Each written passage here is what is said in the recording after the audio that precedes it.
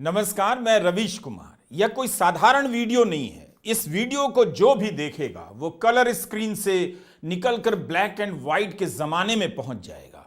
जब तक आप ब्लैक एंड व्हाइट के जमाने में नहीं जाएंगे तब तक आप अतीत में नहीं जा सकते।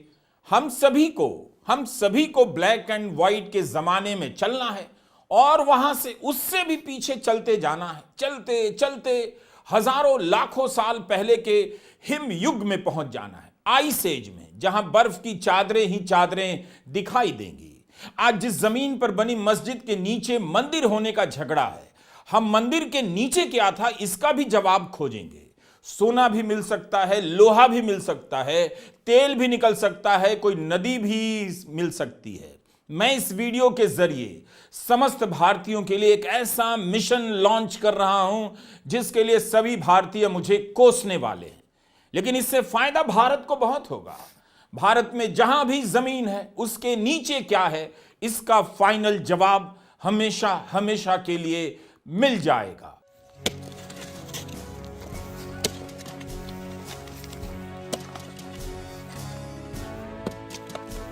इस योजना का नाम है भारत खोदो योजना।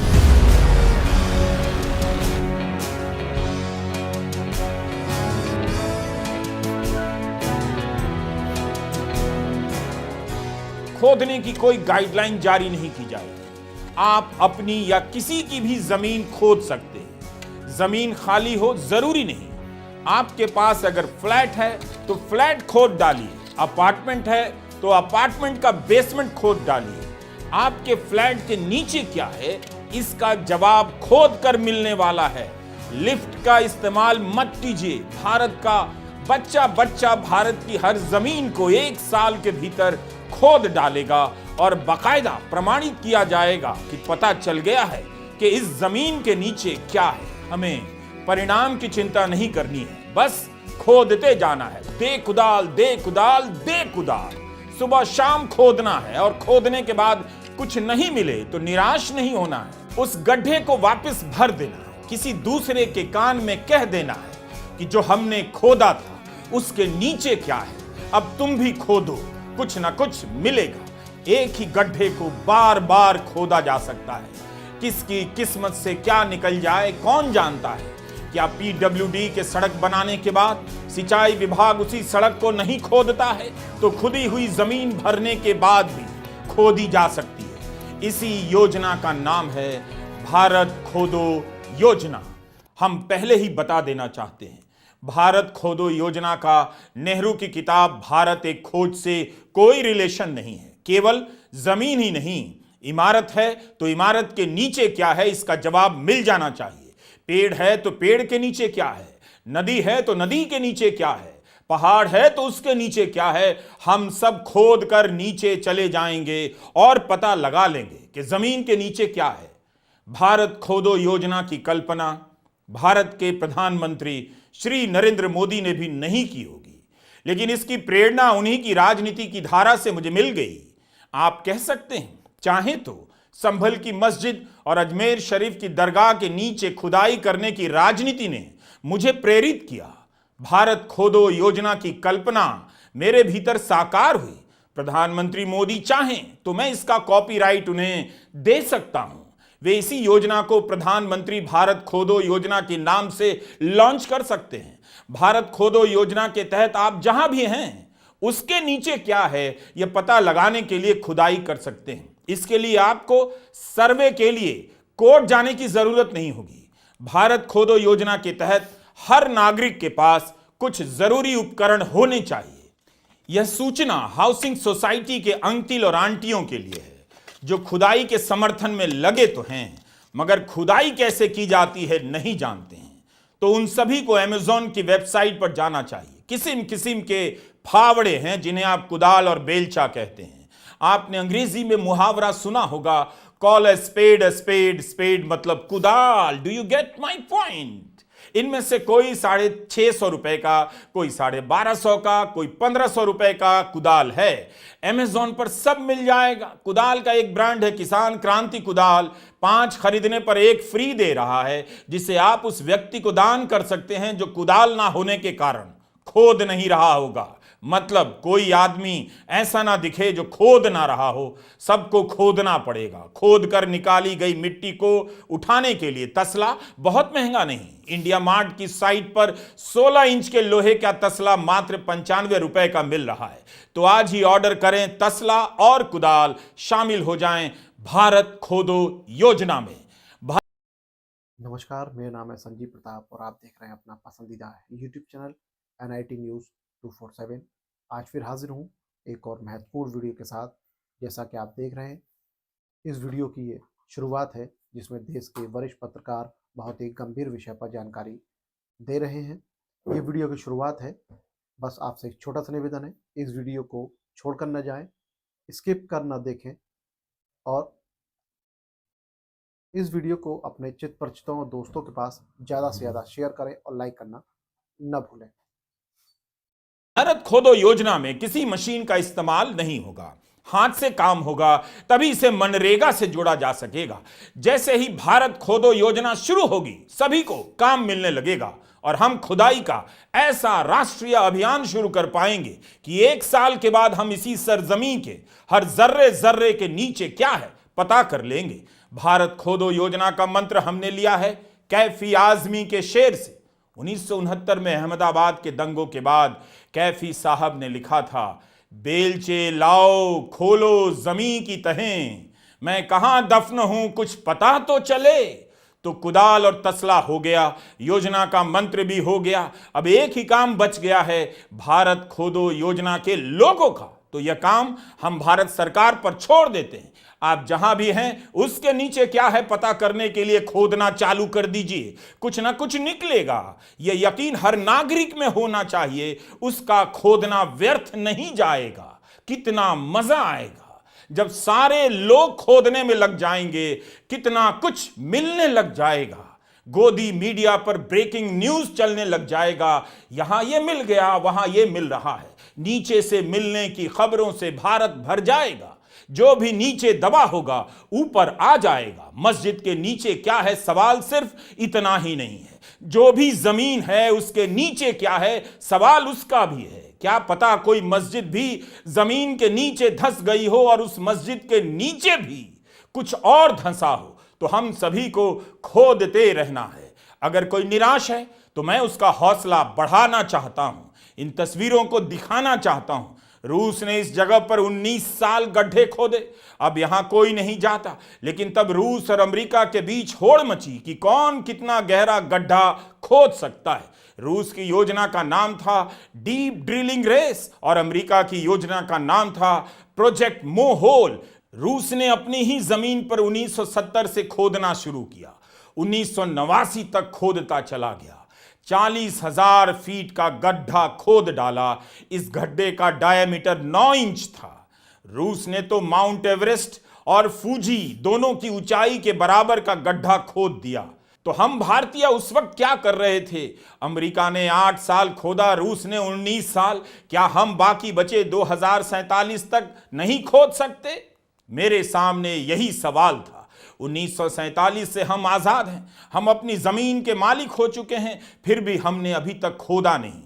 अभी भी देर नहीं हुई है, हम 2047 तक भारत खोदो योजना चला सकते हैं। संभल की मस्जिद के नीचे मंदिर का पता लगाने का सर्वे नहीं होता तो भारत खोदो योजना का आइडिया नहीं आता। कई बार मूर्खता हमें विद्वता की तरफ ले जाती है। अगर हम अपनी जमीन खोदना शुरू कर दें तो क्या पता अपने कमरे के नीचे से सीधा वॉशिंगटन पहुंचने का रास्ता निकल जाए, ट्रंप को पता भी ना चले हम अमेरिका आ गए। तो आप आज ही कुदाल उठाइए, खोदना चालू कर दीजिए। अपनी जमीन के नीचे क्या है खोद कर पता कीजिए, पड़ोसी की जमीन के नीचे क्या है खोद कर पता कीजिए, मस्जिद के नीचे क्या है खोद कर पता कीजिए, मंदिर के नीचे क्या है खोद कर पता कीजिए।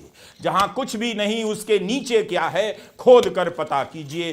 जंगल के नीचे क्या है खोद दीजिए, सारे जंगल और जंगल के नीचे पता चल जाएगा। आसमान के नीचे जमीन है, लेकिन जमीन के नीचे क्या है, इस सवाल का जवाब तभी मिलेगा जब आप जमीन खोदने लग जाएंगे। तो हम सभी भारतीय मिलकर अपना और दूसरों का घर खोद डालें तो पक्का कुछ ना कुछ मिलेगा। जरूरी नहीं कि मस्जिद के नीचे मंदिर ही निकले, बौद्ध मठ भी निकल सकता है और किसी का कंकाल भी। एक जमीन के टुकड़े पर कितना कुछ हो सकता है। भारत खोदो योजना का मजाक उड़ाने वालों से मेरी अपील है, 1989 में आई कॉमिक स्ट्रिप पढ़िए। रिचर्ड मैगवायर ने बाद में अपनी इस कॉमिक स्ट्रिप को उपन्यास में बदल दिया। इस उपन्यास का नाम है हियर, हिंदी में मतलब हुआ यहां, इधर। इसी नवंबर में अमेरिका में फिल्म रिलीज हुई, उसका नाम हियर है, जो रिचर्ड मैगवायर के उपन्यास पर आधारित है। इस फिल्म की कहानी तो यही है कि जिस जमीन पर 1959 में घर बना था, जिसमें एक भरा पूरा परिवार रहा करता था, उसी जमीन पर 1764 में जंगलों को काटकर लकड़ी का एक घर बना जो आग में जल गया। 1764 से 2500 साल पहले जंगल था और जंगल बर्फ की चादरों से ढका था।